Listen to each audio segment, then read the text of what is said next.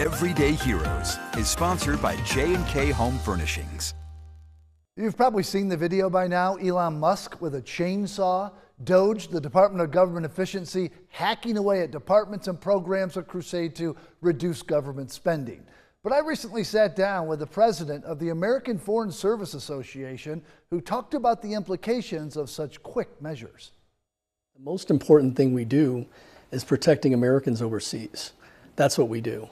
Tom Yazgirdi knows all about protecting Americans. Still active duty, spent the better part of 34 years in foreign service, serving 2 tours in Iraq. I've been shot at, I've been IED'd, I've been rocketed. In fact, when I was Consul General in Kirkuk in northern Iraq, that had at the time the dubious distinction of being the most dangerous post in the Foreign Service.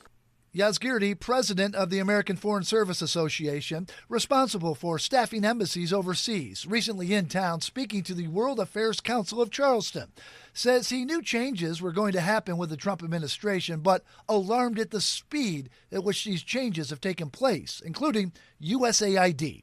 Yazgirdi saying the humanitarian aid that has taken decades to develop, gone in days.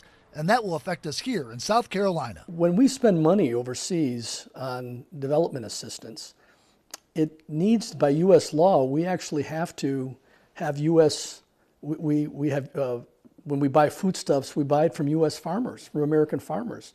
When we implement programs, they're American implementers. So that means jobs in all 50 states, including here in South Carolina. So I think when people think of foreign aid, they think, oh, we're just giving money to foreigners, but that's really not the case. We're actually helping the U.S. economy while we're doing that. Over 13,000 American jobs already lost with the dismantling of USAID. From Boeing to BMW, in this state, everyone feeling it. Clemson losing a $22 million grant developing wheat and rice that can survive extreme climates. SC State, their research funding dropped. State farmers who fill orders for humanitarian food assistance overseas lost their contracts, and Yazgirdi saying these cuts could cause instability and cost us more in the long run. It also engenders goodwill for the United States. And if we don't do that, if we just kind of cut these programs with say a meat cleaver, we actually risk losing U.S. influence in the world. And then what happens is we sort of cede the field to China. They're quite willing to fill in that void if we leave. Yazgirdi looking at a Foreign Service force of 12,000 diplomats cut to 600. Had hoped for a more deliberate process from DOGE, but that has not been the case. And the reality may be China taking advantage of it, taking over globally as the leader in trade, security, and technology. They can go in there and quickly, very quickly, and use their influence if we withdraw ours to, kind of convince people to go their way. And I think that's absolutely an implication of this, and it's a very dangerous one. I am very worried about that, to be quite honest. AFSA, nonpartisan regardless of a change in administration, they carry out the president's foreign policy initiatives. Bottom line, the argument here is the speed of this reduction in force and what Yazgirdi thinks should be a last resort. If we don't look at how we're operating overseas and providing adequate funding, adequate people and resources to staff our embassies, to continue with development programs that make sense.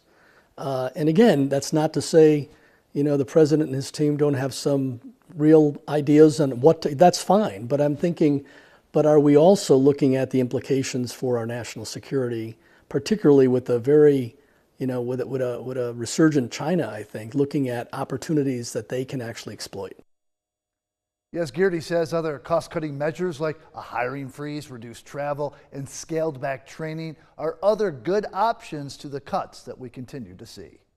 You can email me at bclark@wcbd.com or go to our website, counton2.com, if you'd like to nominate an everyday hero. Next.